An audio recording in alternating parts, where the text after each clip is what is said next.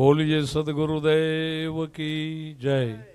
गिरनारी महाराज की, शिवजती बालजती गुरु गोरक्षनाथ जी महाराज की, श्री रामदेव जी महाराज की, श्री नवनाथ 84 सिद्धों की, सत्य सनातन धर्म की, अपने अपने गुरु महाराज की, जगा भौम की, सत्य सनातन धर्म की। नमः पार्वती पते हर हर महादेव। गुरुर् ब्रह्मा गुरुर्विष्णु गुरुदेवो महेश्वर, गुरुर् साक्षात परिब्रह्म तस्मै श्री गुरुवे नमः। ध्यान मूलम गुरुमूर्ति, पूजा मूलम गुरुर्पदम, मंत्र मूलम गुरुर्वाक्यम, मोक्ष मूलम सद्गुरु कृपा।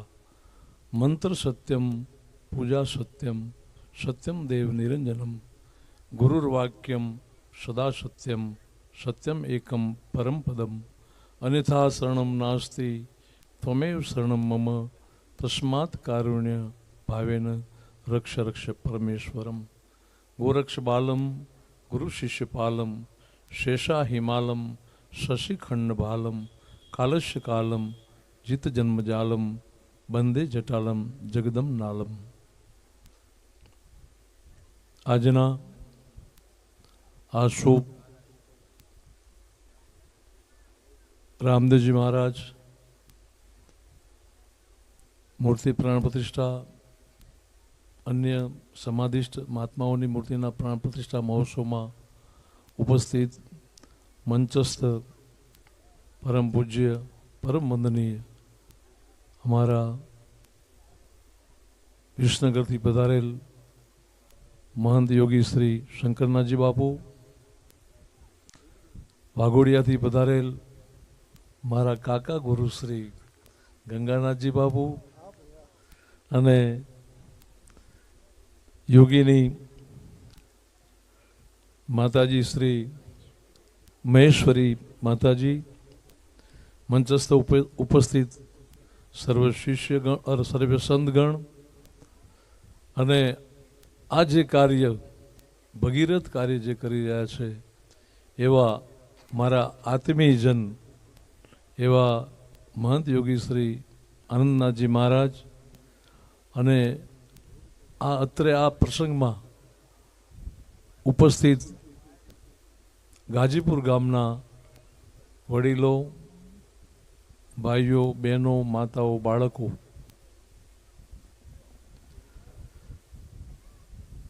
આજનો જે આ પ્રસંગ છે સંતોનું જીવને જગાડવાનું છે। માં ઊંઘાડે ને સંત જગાડે, પણ ક્યારે? સંત મિલન કો જાઈએ તજ માયા મોહ અરુ અભિમાન, જ્યો જ્યો કદમ આગે ભરો કોટી યજ્ઞ સમાન। અમારા શ્રી આનંદનાથજી બાપુ જેમને થોડા જ સમયમાં આજ નિશાન રૂપી નિશાન તો રોપાયેલું હતું, પણ એને વિશેષ એ જગ્યાનું ઉત્થાન થાય એવું ભગીરથ કાર્ય કર્યું છે। અત્રે ઉપસ્થિત શ્રોતાગણ, પ્રથમ જ્યારે તમે કોઈ સંતોના સાનિધ્યમાં જાઓ તો પ્રથમ સેવક બનીને જાય, સંતના ચરણોમાં જાય, પછી સંગત થાય એટલે પ્રથમ સેવક બને। એ પછી એની જોડે સંત મહાપુરુષ જે પણ હોય એની પ્રત્યે ભાવ પ્રગટ થાય એટલે એ શિષ્ય બને। એ પછી એ મહાપુરુષ એની પાત્રતા, યોગ્યતા, અધિકારીપણું જોઈ અને એને મંત્ર દીક્ષા આપે એટલે શિષ્યમાંથી સાધક બને। એ પછી ગુરુ મહારાજે જે કંઈ અભ્યાસ આપ્યો હોય એ અભ્યાસમાં રત બની અને લક્ષ્ય રાખી અને અભ્યાસ કરે એટલે સાધકમાંથી સાધ્ય બને। અને પછી ભજન કરતા કરતા કરતા ગુરુ મહારાજની કૃપા થાય તો જેને તમે બહાર ગોતો છો તમારી ભીતર તમને સમૃદ્ધ મહાપુરુષ બતાવી દે. ભક્તિ પ્રેક્ટિકલ ને થિયરિકલ અભ્યાસ છે. જેમ બાળકને તમે ભણવા મૂકો કક્કો બારાક્ષરી પછી ઘડિયા જે કંઈ આવતું હોય વિદ્યાભ્યાસમાં, એમ ભક્તિ પ્રેક્ટિકલ અને થિયરિકલ અભ્યાસ છે. માત્ર ઉપદેશ લેવાથી પતી જતું નથી. ઉપદેશ કોણ લઈ શકે કે પોતાનું તન મન ધન જીવન જોબન સદગુરુના ચરણોમાં સમર્પિત કરે. સમર્પણ કેવું હોવું જોઈએ? માત્ર બોલવાથી ગુરુ મહારાજ મન તન અર્પણ એટલાથી પતી જતું નથી. આપણે એક નાની દીકરી હોય, પછી થોડી યુવા બને, પછી એનું વ્યભિચાર થાય, પછી એના વિવાહ થાય, તો જ્યારે હસ્તમિલન કરવામાં આવે ત્યારે દેહથી દેહનું મિલન નથી, પણ આત્માથી આત્માનું મિલન થાય તો એમાં કોઈ ડખો આવે નહીં. પણ આત્માથી આત્મીયતાથી વરી ચૂકે તો દેહથી દેહનું મિલન થાય તો એ જાજો સમય ચાલે નહીં. તો એમ નખશિક ગુરુના ચરણોમાં સમર્પિત થવું. ગુરુની કૃપા ક્યારે થાય? ગુરુ પાસે જે જ્ઞાન હોય એ તમને પ્રાપ્ત થાય, પણ તમે એવા બનીને જાઓ તો. ઔપચારિક વંદન કરતા હોય, નમસ્કાર કરતા હોય, માથું નમાવતો એમ નહીં, અંદરથી નમી જાઓ, અંદરથી સમર્પિત થઈ જાઓ. મન તન ધન ગુરુજીના ચરણમાં અર્પણ કરવું એટલે સંપૂર્ણ સમર્પિત થઈ જવું. જેને જેને સમર્પણ કર્યું એને એને પ્રાપ્તિ થઈ છે. તમે ઇતિહાસના પાના ખોલો. આપણે જે વાણીમાં ઘણા સંતોના નામ દઈએ છીએ, ઘણા ભક્તોના નામ દઈએ છીએ, એ બધા મહાપુરુષો પોતાના ગુરુના ચરણોમાં સંપૂર્ણ સમર્પિત થયેલા છે. ગુરુને સમર્પિત થવું એ અઘરું છે. ગુરુના ચરણોમાં ગયા પછી સમર્પિત કોને કહેવાય કે દ્રષ્ટિ ગુરુની, વાણી ગુરુની, મારું તન ગુરુનું, મારું ધન ગુરુનું, મારું સર્વસ્વ ગુરુ મહારાજનું. આપણે ક્યારેક ક્યાંય બહાર જતા હોય, કોઈની ગાડી લાયા હોય તમે, તો એ લઈને હાલવાનું હોય તો બીજાની ગાડી એને હાચવીને તમે લઈ જાઓ કે ભાઈ આ બીજાનું પારકું સાધન છે તો એને હાચવો છો ને. તો એમ ગુરુ મહારાજના ચરણોમાં તમે સમર્પિત થાવ. પણ બહુ બહુ ઓછા વ્યક્તિઓ હોય, માફ કરજો હું જાહેરમાં બોલું છું, સમર્પિત થાય ને ગુરુના હૃદય સુધી પહોંચી જાય અને ગુરુનો બંધો થઈ જાય તો 4 વેદનું જે જ્ઞાન છે જાહેરમાં છે, પણ 5મો પણ વેદ છે જેને સૂક્ષ્મ વેદ કહેવાય. ઋગ્વેદ, યજુર્વેદ, સામવેદ, બરાબર, અર્થવેદ અને 4 વેદ સિવાય 5મો જે વેદ છે જેને સૂક્ષ્મ વેદ કહેવાય, એ સંપૂર્ણ સમર્પિત થાય ગુરુ ચરણોમાં તો એને સૂક્ષ્મ વેદનું જ્ઞાન થાય. આપણે કહીએ ને ગુરુ બ્રહ્માજી તરીકે તમારામાં સંસ્કારોનું સિંચન કરે અને આધ્યાત્મિક સંપત્તિ આપે, એનું સર્જન કરે. વિષ્ણુ તરીકે એ ભક્તિ કઈ રીતે પરિપક્વ થાય એની સમજણ આપે, એનો રસ્તો બતાવે, એનો બોધ આપે, એનું સાચું માર્ગદર્શન આપે, એટલે એનું પાલન પોષણ કરે. ગુરુદેવો મહેશ્વર તમારામાં રહેલા અવગુણો, દૂષણો એને જ્ઞાનરૂપી તલવારથી સંહાર કરે એટલે ગુરુદેવો મહેશ્વર. પછી ગુરુનો મહિમા તો એટલો બધો છે કે જેટલા ગુણ ગાઈએ તો પણ એનો પાર આવ્યો નથી. પણ ગમે તેવો મહાપુરુષ, કોઈ પણ વ્યક્તિ ગમે એટલી ભક્તિ કરતા હોય, ઉપાસના કરે, આરાધના કરે, પણ જ્યાં સુધી ગુરુ ન મળે, સમૃદ્ધ ગુરુના ચરણે ન જાય, ત્યાં સુધી એને કોઈ પ્રાપ્તિ થાય નહીં. પછી પૂજ્ય મહાત્માએ હમણાં વાત કરી હતી 4 વસ્તુની, પણ આ બધું જાય ક્યારે? જો સમર્પણ હોય તો જ જાય. ઈર્ષા, લોભ, મોહ, કાળ, ક્રોધ, આ બધું અસ્ત ક્યારે થાય? તમે શ્રી ગુરુના ચરણોમાં સમર્પિત થાવ તો જ થાય. પછી ઉપદેશ લીધા પછી ધ્યાન મૂલમ ગુરુમૂર્તિ મનસા માલણી ગોરખ જાગતા નર સેવો, જાગતા નર સેવો તો મિલે નિરંજન દેવ, મનસા માલણી ગોરખ જાગતા નર સેવો. પૂજ્ય ગોરક્ષનાથજી મહારાજની વાણી છે. જાગતો પુરુષ કોને કહેવું? હાલ બધા આપણે ઉપસ્થિત છીએ, આને જાગ્રત અવસ્થા કેવી?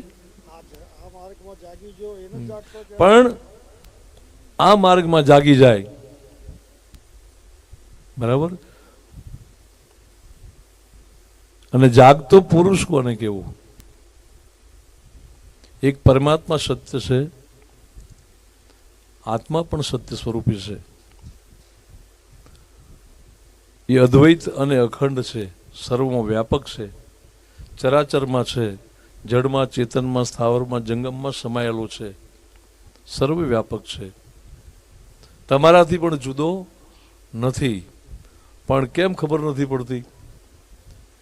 તમે બધા વીંટા બાંધી દીધેલા છે. બાળકનો જન્મ થાય એટલે તાજું જન્મેલું બાળક હોય ત્યારે એની છઠ્ઠી બાંધવામાં આવે, પછી પારણિયામાં એને પોઢાડવામાં આવે. એટલે માના ઉદરમાં બાળક 9 માસ સુધી પરમાત્માનું ચિંતન કરતું હોય છે. અને એને ગીતાજીમાં બતાવ્યું છે કે નાદનો અનુસંધાન થાય. 12 પ્રકારના નાદનું અનુસંધાન ધ્યાન ભજન કરો તોય થાય. એ બાળક માના ઉદરમાં હોય એટલે મૃદંગ, ઢોલ, બંસરીનો નાદ, ઝાંઝરનો અવાજ, બંસરીનો અવાજ, ઓમકારનો નાદ, વીજળીનો ગડગડાટ, શંખનો નાદ અને સિંહ ગર્જના થાય. તમે ભજન કરો તો આ થાય. ગુરુ મહારાજ જ્યારે અભ્યાસ બતાવે ને, આ પ્રેક્ટિકલ વસ્તુ છે, તો એ અનુભૂતિ થાય. એ માના ઉદરમાં બાળક 9 માસ જે ભજન કરતું હોય, પછી એનો જન્મ થાય, નાયડો વધેરવામાં આવે, પછી રડે, અંધકાર થઈ જાય. કેમ? ત્યારે થાળી ખખડાવવામાં આવે છે. એનો મતલબ એવો નથી કે આ ભાઈના ઘરે દીકરાનો જન્મ થયો, એવો નથી. પણ એ ખખડાવવામાં એટલા માટે આવે છે કે થાળી ખખડાવવાથી એનો નાદ છે, એનો અવાજ છે, એના સ્મૃતિપટ ઉપર પડે અને એને એવો અહેસાસ થાય કે હું હતું ત્યાં જ છું. એટલે એનું રોવાનું બંધ થઈ જાય. તો એ પછી એ બાળક 3 મહિના સુધી માતાનું પૈપાન કરતું હોય, માં જેવો ખોરાક ખાતી હોય એવો એની અંદર પ્રથમ રજોગુણ પ્રગટ થાય. એટલે માને ઓળખતું થાય પ્રથમ. પછી તમે ઘૂઘરો બાંધો, છીત કરો, ઘૂઘરો ખખડાવો, પછી લાલીઓ કરો, જે કંઈ કહેતા હોય એમાં એની સુરતા જે લાગેલી હોય તૂટે. એનો તાર લાગેલો છે એને આપણે જ તોડાઈ દઈએ. પછી એમ કરતાં કરતાં એને લાલીઓ કરો એટલે પછી એને ફિટ થઈ જાય. પછી બા, બાપા, મામા, ભાઈ, પિતા, બરાબર, આ બધા સ્વજનો જેટલા તમે જાતે જ ફિટ કરો છો બધું. અને એટલું બધું ફિટ થઈ જાય, થોડીક સમજ આવે એટલે એમ થાય કે મારું નામ ફલાણા ભાઈ છે, મારું બાપુજીનું નામ આ છે, મારી આ જાતિ છે, હું આ વર્ણનો છું, આ મારું ગામ છે, એથી આ મારું મોસાળ થાય. એ પછી એથી થોડો વયવૃદ્ધ મતલબ ઉંમર એની વધે, પછી એનું સગપણ થાય એટલે આ મારી સાસરી થાય, આ મારા સસરા થાય, આ મારી સાળી થાય, હા, પછી બેન હોય તો આ મારા બનેવી થાય. આ બધું આપણે જ ફિટ કરીએ છીએ. અને એટલું બધું ફિટ થઈ જાય એને મૂળ સ્વરૂપની વિસ્મૃતિ થઈ જાય. પણ એવો સમૃદ્ધ પુરુષ મળી જાય. આ તમારા જ વાળેલા વીંટા છે.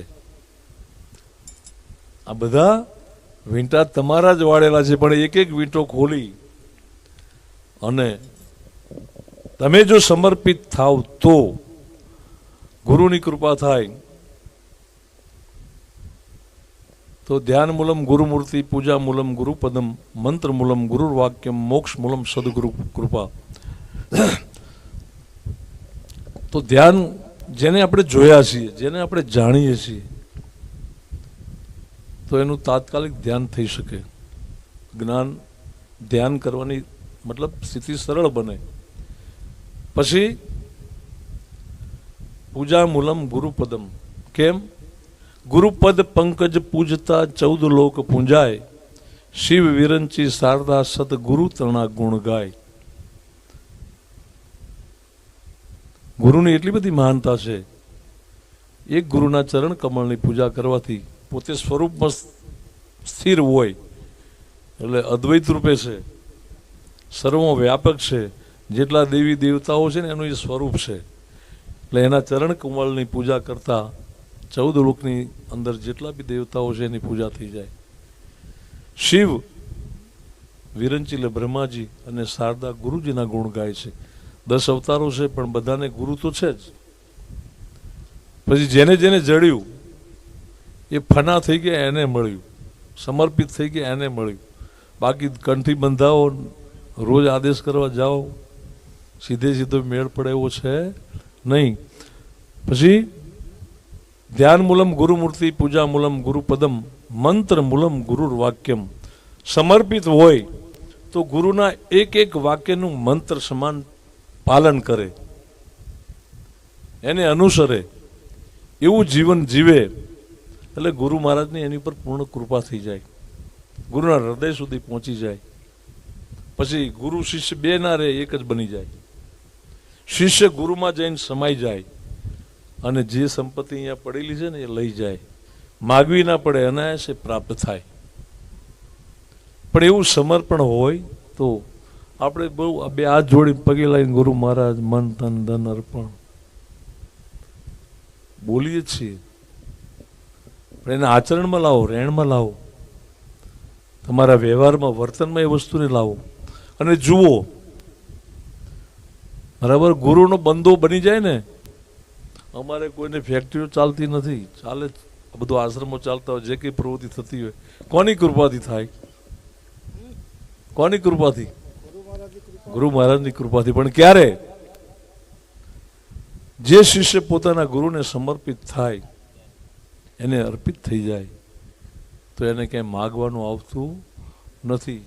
સંકલ્પ માત્રથી કાર્ય થઈ જાય. આ શું છે? તમારી સામે જ છે, અમારા આનંદનાથજી છે ને. આજે તમે 13 મહિનામાં જે કાર્ય કરી રહ્યા, આ એક અનુભૂતિ કરવા જેવો વિષય નથી. એ પોતાના ગુરુજીને સમર્પિત હશે, હશે નહીં, છે. મારો બહુ નિકટનો પરિચય છે, મારો નિકટનો નાતો છે. એવું ભજન કર્યું, એવું કર્મ કર્યું, તો એનું ફળ રૂપે અત્યારે આપણે આખો મહોત્સવ લઈને બેઠા છીએ અને આ કાર્ય કરી રહ્યા છીએ. સંકલ્પ માત્રથી કાર્ય થઈ જાય. પછી એક સદે સબ સદે, 100 સદે સબ જાય. એક સદે સબ સદે, એક સદે સબ સદે, 100 સદે સબ જાય. એક આરાધના કરાય, એક ઉપાસના કરે, એક જનનું શરણું લેવાય, જાગતા નરનું શરણું લેવાય. જાગતો નર એને કહેવાય જેને પરમાત્મા પદની, આત્મપદની જેને સમજ હોય. આત્માને પરમાત્મા પદને પામવા માટે જે સાધન ભજન બતાવે, એક પરમાત્મા સત્ય છે, આત્મા સત્ય છે, અને એને પામવાનું સાધન ભજન બતાવી શકે. એની અનુભૂતિ જે મહાપુરુષ જોડે હોય એમાં પરમાત્મામાં કોઈ ફેર નથી. ગુરુમાં અને પરમાત્મામાં ભેદ જોવાય નહીં. હમણાં આપણે કહી દીધું ને, ગુરુ બ્રહ્મા, ગુરુ વિષ્ણુ, ગુરુદેવ મહેશ્વર. એ ગુરુનું ધ્યાન ધરો ને તો ગુરુનું જે ભજન હોય, એમની જે તપસ્યા હોય, એમને જે કંઈ લક્ષ્ય પ્રાપ્ત થયું હોય એ 100% થાય.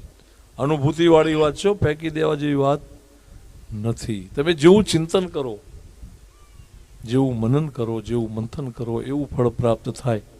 દૂધમાં ઘી છે આપણે બોલી દઈએ, પણ એમાં મેળવણ કરવું પડે,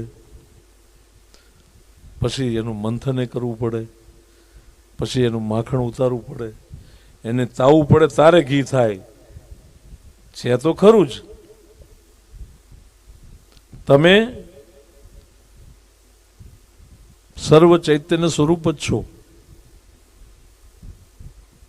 પણ એની પર જે પડડો લાગેલા છે ને, આ દૂધમાં ઘી છે જ, પણ મેળવણ કરવું પડે, મંથન કરવું પડે, તાવવું પડે. એટલો પુરુષાર્થ કરો તો ઘી માખણમાંથી ઘી થઈ જાય. એમ ગુરુને સમર્પિત થાય, ગુરુ જે અભ્યાસ બતાવે એને અનુસરે, ગુરુની આજ્ઞાનું પાલન કરે, વચનનું પાલન કરે તો જ્ઞાન પ્રાપ્ત થાય. જ્ઞાન વિના મોક્ષ નહીં, જ્ઞાન વગર કદી મુક્તિ થતી નહીં. તમે માળા પૂજા કરશો ફેલ જવાનું નથી, બરાબર? એમ કરતાં કરતાં કંઈક થાય. પણ પહેલું પગલું આપણું ગુરુ શરણમાં આવવું, કોઈના શરણાર્થી બનો અને મન તન ધન સમર્પિત કરો. ગુરુ મહારાજ કશું લેવાના નથી. આ જે સંતો જે કંઈક બનાવે છે તમારા માટે જ છે. તમારા અંદર છે ને એની ઓળખાણ એકદમ થતી નથી, એના માટે મંદિરો ના બધું બનાવવું પડે છે. આપણે જ પ્રતિષ્ઠા કરી છે, આપણે જ સ્થાપના કરી છે. જ્યારે આપણી એની સુરતા એક થાય ને તો જડમાં ચેતનનો પ્રવેશ થાય. મીરાએ આરાધ કર્યો હતો અને પથ્થરની મૂર્તિ ભુજા પસારી હતી, અને મીરાને ભગવાન કૃષ્ણએ પોતાના અંદર સમાયેલી. આનું નામ ભક્તિ કહેવાય, એનું નામ સમર્પણ કહેવાય, એને સમર્પિત કહેવાય, બરાબર? તો આ સંતોએ માર્ગ બતાવેલો છે. મૂર્તિ પ્રતિષ્ઠા કરવી, એમાં આસ્થા ભક્તિ રાખવી, પછી કંઈક નિયમો લેવા, એની આરાધના ઉપાસના આ રીતે થાય. એમ કરતાં કરતાં આ બને તો કોઈક સંતોએ આવશે ને. આ જે કંઈક જ્ઞાનની સરવાણી મહેશ્વરી યોગીની માતાજીએ જે વાણી કરીને મને અંદરથી ઉભરો આવતો હતો, મને પોતાને બેઠા બેઠા. એટલું સુંદર વક્તવ્ય હતું, એટલું સુંદર વર્ણન કર્યું નાથ સંપ્રદાય વિશે, બરાબર? તો આ બધું છે તો આવા મહાપુરુષો સંતો આવે છે ને. લોકો ગંગાજીમાં સ્નાન કરવા જાય તો ગંગાજીમાં બધું ભેગું થાય, પાપે ક્યાં જતું છે?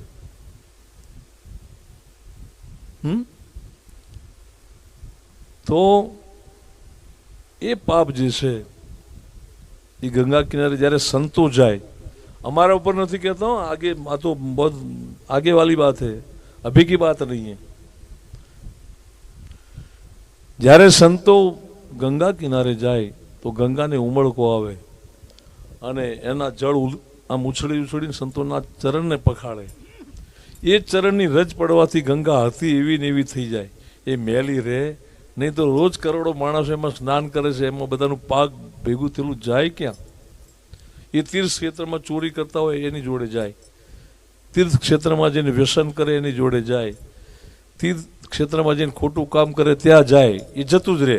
પણ તોય અંદર તો રહે જ, પણ જે અંદર પડી રહેલું છે એ પાપ જ્યારે મહાપુરુષો જાય તો ભગવતી ગંગા ને ઉમળકો આવે અને એનું જળ ઉછળી સંતોના ચરણ ઉપર પડે અને એની રસથી ગંગા હતી એવી જેવી સદાય માટે ગંગા પવિત્ર પવિત્ર ને પવિત્ર જ રહે. તો તમે નક્કી કરો, આ ગુરુને સમર્પિત હશે તો જ અહીંયા જગ્યાએ મળી ને. આપણે આ દેશી રીતે વાત કરીએ આપણે, બરાબર? એનું પોતાનું ભજન હશે ત્યારે બધાનો ભાવ જાગ્યો ને. આ એમને થતું નથી. કોઈ છોકરાને 5 રૂપિયા વાપરવા આપતું નથી, અને અહીંયા દાતા બનતા હોય, દાન કરતા હોય તો એમને કોઈ કરે ખરું? ના. પછી એની સામે સંતોનું ભજન હોય ને, એ કોના માટે? તમારા માટે જ કરે છે. પોતે કંઈ લઈ જવાના નથી. 2.5-3 ફૂટ 10 ફૂટ જગ્યા જોઈએ, 3.5 ફૂટ જગ્યા સમાધિ થાય એટલી. બાકી તો સબ યહીં રહેને વાલા હે ને, કોઈ જોડે લઈને જવાનું નથી. તો સંતોના ચરણોમાં જાઓ, સમર્પિત થાઓ. અને દ્રઢ નીચે સમર્પિત કરી થવાય કે ઉપદેશ લીધા પછી મારું તન ધન જીવન જોબન મારા ગુરુજીનું છે, મારું નથી. તો કોક બાપુ તમને તન પાછું આપે તમારું જીવન જીવવા માટે, પુરુષાર્થ કરવા માટે, ધન તમારા વ્યવહાર રોજગાર ચલાવવા માટે, પરોપકાર કરવા માટે ને પરમાર્થ માટે આપે પાછું. માત્ર મન જ લે. અને ગુરુ લે શું? ગુરુ જ્યારે માથે ઉપદેશ મૂકે ને, અરે માથે હાથ મૂકે ને ઉપદેશ આપે, ત્યારે માત્ર શિષ્યના કર્મોને જ લે છે. તમે ખેડૂત છો, આમાં બીજવારો કરવો હોય તો ખેતરમાં જેટલું ખડ હોય કે પથ્થર હોય કે જે કંઈ હોય, નવું વાવેતર કરો, જૂનું વાવેતર હોય, એના મૂળાડિયા પડ્યા હોય, જે કંઈ હોય એને બહાર કાઢી નાખો, એ ખેતર ચોખ્ખું કરો, એની ખેડ કરો, પછી એમાં પાણી નાખો, વરાપ થાય, અને પછી ખેતર કમ્પ્લીટ થઈ ગયા પછી એમાં બીજવારો કરવામાં આવે. મુઠ્ઠી ભરીને બીજ નાખો, ઉલટું નાખો તો એ ઉગે, સુલટું નાખે તો ઉગે, પણ ભૂમિ બરાબર હોય તો. આ તમારું ખેતર ક્યારે ચોખ્ખું થાય? તમે જો સાચા ભાવથી સમર્પિત થાવ તો.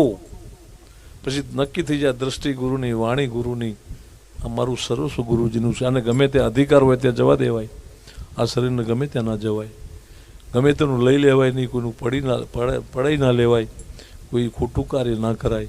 કારણ કે મારું નથી, મેં ગુરુજીને આપી દીધેલું. આપ્યું કોણે? જેને આપ્યું ને ઇતિહાસમાં નામ છે, આજે છે. આપણે વાણીમાં ભજનમાં બોલીએ જ છીએ.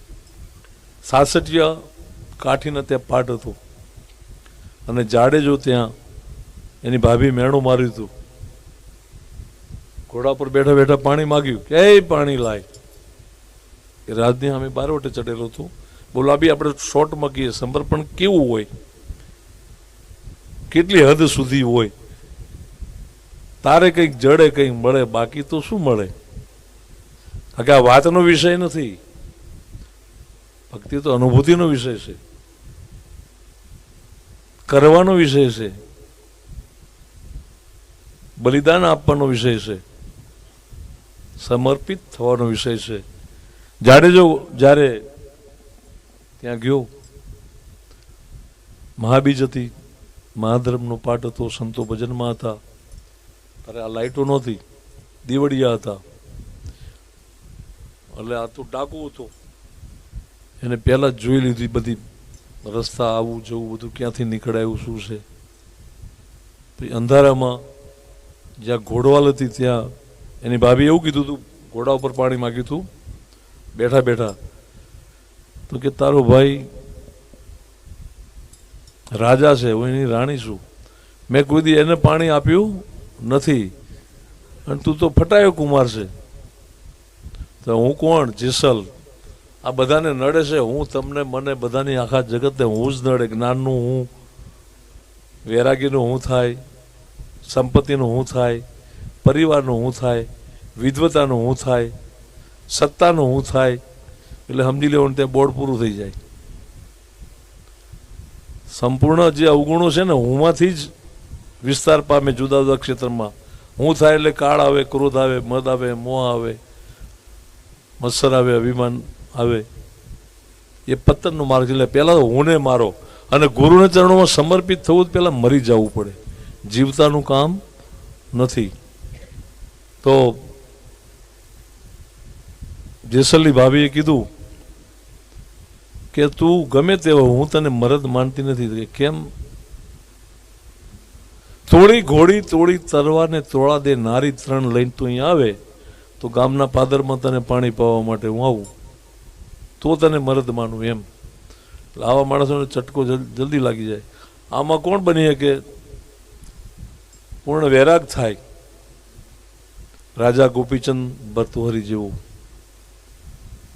પૂર્વની કોઈ કમાણી હોય, બરાબર, પછી કોઈ આવો ઘા વાગી જાય, કોઈ મેણું લાગી જાય તો લાગે. અને એમાં કાયરનું કામ છે નહીં, પૂરો હોય જ ભજન કરી શકે. આ કપડું તો અગ્નિ સમાન છે, બરાબર. આ મોજ શોખ માટે કે હરવા ફરવા માટે હા જે જરૂરિયાતો છે એ જરૂરિયાતો તમારી જેમ જરૂરિયાતો એમ સંતોષ. હવે 500 કિલોમીટર જવાનું તો ગાડીની જરૂર પડે, તમે પાછા પ્રશ્ન કરો અમને. પેલા હાલીને જતા, બળદગાડું લઈને જતા, હવે એ સમય નથી. હવે સંતો જોડે સમય જ છે નહીં, તો સાધનનો ઉપયોગ કરવો પડે. પણ અમે બીજો વૈભવ કંઈ કરીએ તો એ ખોટું છે, બરાબર. હવે મૂળ વાત ઉપર આવીએ પાછા, તો લાંબુ હાલશે આમ. તો જાડેજાને કરંટ લાગ્યો કે આ મળે ક્યાં, એટલે કીધું ભાઈ થાવર બીજનો શનિવાર ને મહાબીજનો પાઠ સાસઠિયા કાઠીના ઘરે છે, ત્યાં એના ગુરુજી ઉગમસિંહ બાપુ હશે, સંતોય હશે, થોડા દે હશે, થોડી ઘોડી હશે, થોડી તરવારે હશે. અને પાણી લીધું હાથમાં, ક્યાં સુધી આ 3 વસ્તુ લાવવું નહીં ત્યાં સુધી અંજારનું પાણી હરામ છે. નીકળી ગયો. પછી આને એવું કીધું કે બધાને હારે લઈને તારે એકલા જવાનું, એકલા હાથે લઈને આવે તો ખરું એમ. તો સોનગઢ આપણે મત્સ્યવેધન કર્યું હતું ને, નજીકમાં છે ગામ સાસઠિયા કાઠીનું ગામ. તો આ ત્યાં ગામ નજીક પહોંચ્યો એટલે એને એમ થયું કે મને એકલાને કીધું છે. એની જોડે જે ડાકુ હોય, બારવટિયાની જોડે ગીરોહ હોય, 5, 10, 15 જણની ટુકડી બધાને રવાના કરી દીધા કે મારે એકલાને જ જવાનું છે. એકલો ગયો, બધું જોઈ લીધું. પછી અંધારામાં જઈને નક્કી કર્યું પેલો ઘોડો લઈ લઉં, બરાબર. અને પછી મારા બાવડામાં બળ છે, થોડી તલવારે લઈ લઉં અને તોડીને ઉઠાઈ લઉં, આવું નક્કી કર્યું. અંધારામાં પ્રવેશ કરીને ઘોડવાલ હતી ત્યાં ગયો. પછી ઘોડી છોડવાનો પ્રયત્ન કર્યો, એટલે સતીની ઘોડી હતી. ઘોડાની જાત છે એ બહુ સંવેદનશીલ હોય, આપણા કરતાં વધારે સમજી શકે. મહારાણા પ્રતાપ ને હલ્દી ઘાટીમાં કૂદકો મારીને પોતાના પ્રાણનો ત્યાગ કર્યો, પણ મહારાણા પ્રતાપને જીવતદાન આપી દીધું હતું ચેતકે. એ એટલું મતલબ એ પોતાના માલિકને સમર્પિત હોય. તો ઘોડીને છોડવા ગયા તો તોફાન કર્યું, અવાજ થયો. એટલે ખીમડિયાજી હતા એ કોટવાડ 12 હતા. આનો પાઠ હોય ત્યારે કોટવાડ 12 હોય. એટલે એ થોડું નજર કરી કે ઘોડી તોફાન કરે છે, ત્યાં નજીક ગયો એટલે એના પગના અવાજથી જાડેજો ઘાસમાં અંતાઈ ગયા.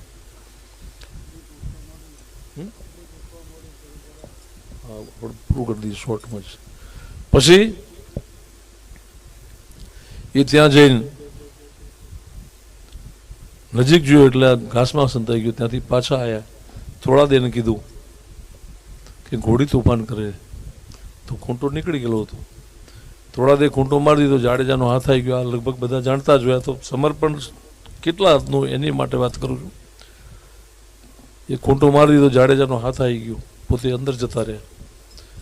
એટલે કોળી 2 વધી. એટલે એક તો તોળીની ઘોડી ઉપદેશી હતી એની વધી, અને એક કોળી બીજી વધી. ઉગમસિંહ બાપુએ કીધું ભાઈ તપાસ કરો, કોઈ હોવું જોઈએ. તારે લોહી ત્યાંથી નીકળીને જ્યાં ખીમડિયાજી કોટવાડ ઊભા હતા ત્યાં સુધી લોહીનો રેલો આવેલો હતો. જાડેજો પોતે આ કાઢવા માટે તાકાત કરતો હતો. બહાર આવીને જોઈને પગમાં લોહી અડ્યું એટલે ગરમ લાગ્યું, એટલે એના રેલે ગયો. ત્યાં તો પોતે બેઠા થઈને હાથ છોડાવવાની કોશિશ કરતા હતા. એ જોઈને પાછા આવ્યા, ઉગમસિંહ બાપુને વાત કરી. તો બાપુને બધા ત્યાં ગયા એટલે પૂછ્યું કોણ છે? કે હું કચ્છનો ડાકુ છું, જેસલ જાડેજો મારું નામ છે. મારી ભાભી મેણું માર્યું હતું એટલે હું ચોરી કરવા જાય છું. થોડી ઘોડી, થોડી તરવા ને થોડા દે નારી, તને લઈને આવો તો તને મરદ માનું, એના હાટું મેં આ બરાબર. તો એ તો માગ્યું હતું આપી દે કે હું રાજપૂત છું, માગું નહીં. મને ગમતી વસ્તુ મારીને લઈ લઉં, પડાઈને લઈ લઉં, ચોરી કરીને લઈ લઉં, પણ માગું નહીં. અને તમે બોલ્યા હોય તો આપી દો. તો એ વખતે ઉગમસિંહ બાપુએ સાસઠિયા કાઢીને કીધું કે થોડા દેનો હાથ જાડેજાને આપી દે. તોય પરીક્ષા કરી કે એમ નહીં ઊભો રહે, કે જેદી તમારા વિવાહ થયા જે પાનેતર પહેર્યું હતું એ પોતે એવો થોડે શણગાર સજીને આવે પછી જાડેજાના હાથમાં આપી દેતું. તો થોડા પોતે તૈયાર થઈ ગયા, આઈને જાડેજાને પગે લાગ્યા, પોતાના ગુરુજીને પગે લાગ્યા અને 66 કાઠીએ પોતે થોડાદેવનો હાથ પકડીને જાડેજાના હાથમાં આપ્યો. આનું નામ સમર્પણ કહેવાય. સમજણ માટેની વાત છે. એમ પોતાના ગુરુને સમર્પિત થઈ જાય એટલે સર્વસ્વ ગુરુજીનું છે. એટલે ગુરુજી તમારા જ છે. ગુરુમાં ચેતન સચ્ચિદાનંદ સ્વરૂપ છે જ, એ સ્વરૂપ તમારામાં છે. પછી ગુરુને સમર્પિત થાવ તો ગુરુ નિજનું જ્ઞાન બતાવે અને તમારામાં તમને ઓળખાવી દે. એટલે તમારે આપને જાણ્યા પછી જાણવું પડે ને બીજું કાંઈ. આનું નામ ભજન કહેવાય, આનું નામ ભક્તિ કહેવાય. સદગુરુદેવ કી જય.